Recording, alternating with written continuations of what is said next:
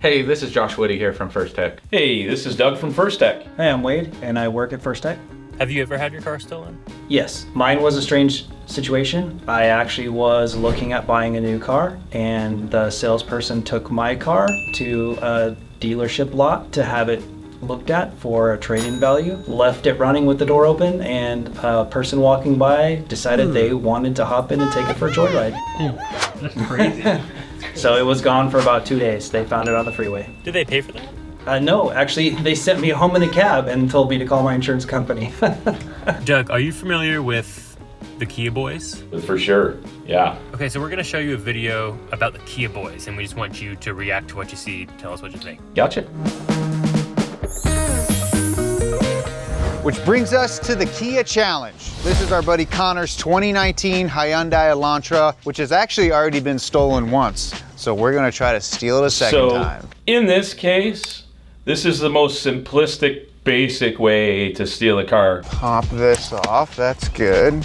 So I've taken this apart with 2 screws so we don't break the plastic. And what your thief is actually doing is smashing that plastic with something, which is the shroud that goes around there. So I'm going to get my plug out the way. See this is the problem area right here. Well, I'm glad they're not showing that. Under it, yank it completely out. So I'm gonna depress this. So what they're doing is there's a way to service the and there's a mechanism in there. So when you can pull the entire It mates up with the ignition cylinder right here. That looks to be about the same size. Just a USB plug. So here we go. Then you could utilize anything just to turn that knob and whatever else. The only reason that you would need a USB is to fit the same shape. It has nothing to do with a computer or transmitting data. So here we go. Jam it on there. A moment of truth. 3, 2, 1. Heck yeah.